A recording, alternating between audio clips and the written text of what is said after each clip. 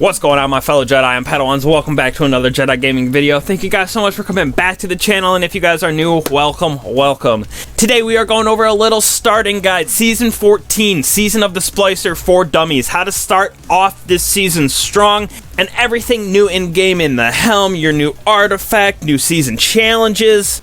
Alright, so first off, when you start the game up, you're going to load into a mission automatically. I'm not going to ruin anything because it's a really fun mission. Next, you come here to the Lost City. This is where the Elixni has set up their base. This is the Scourge of the Past area from the raid, actually, back in the day. It's a cool little area. There's some Easter eggs around. But in this area, you talk to Mithrax, Osiris, and the new future war cult NPC, Lakshmi 2. They just have a little discussion about the season to come, and you get sent back to the Helm. Next, you head on over to the Helm, and as you can see, there is a new area with the Elixni in it. It is a pretty cool little area over here, and there's a nice fallen servitor that you have to talk to. This servitor right here is basically like the war table in the Helm.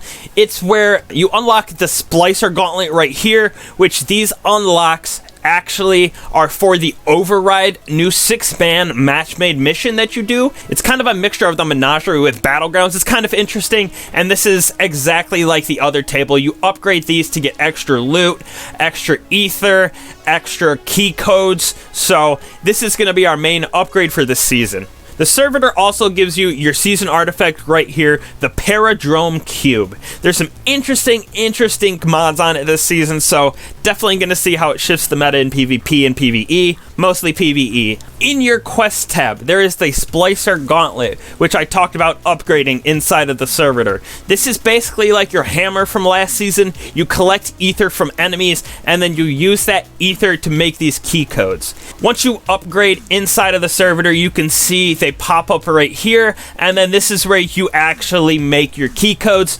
Super easy, but exactly like the hammer, and when you complete an override mission, you use one of these keys to open the chest.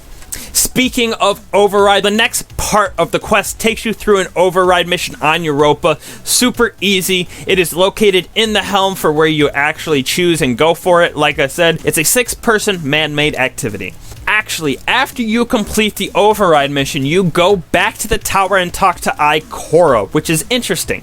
Once you talk to her, you come back here to the Helm and use these councils right here to talk to Lakshmi 2 and Mithrax again at the servitor, where the servitor at the end will give you some interesting stuff. It gives you a Syntha Weave for all your character, 5 of them, and some other upgrade materials. That is the entire part of the story for week 1. It's going to be a week-to-week quest like last season as well, but there's a lot more to get through. So once you get your Synth Weave bolt from that servitor, come back to the tower and start a couple quests. First off, I would head straight to Banshee. Once you go over to Banshee, he gives you a few things.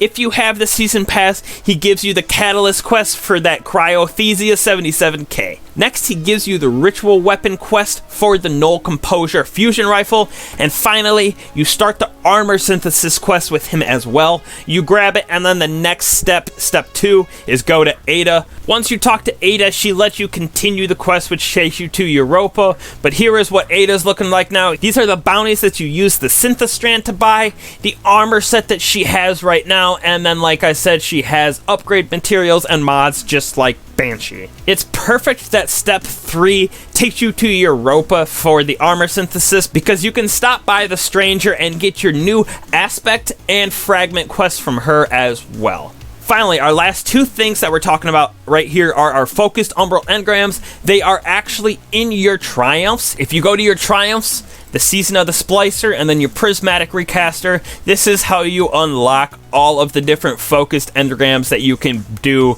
at the prismatic caster. Lastly, one of the best parts about this season is this new appearance customization screen. This is the new appearance customization screen. This is where you can change all your shaders. You can just do specific ones. You can do all of them. Super quick changes on the shaders, actually. It is awesome to see. Makes it so much easier to pick what you want to do and apply them all. This up here is where your Synth Weave is, and it shows what you can use to convert Hunter armor into Universal Ornaments, stuff like that. So that is it, guys. That is everything that I can think of to start off the season strong. After this, just start doing those quests and get to leveling, do your pinnacles, do everything like that, and get ready for trials this weekend. Thank you guys so much for watching. I'll catch you guys in the next one. Peace.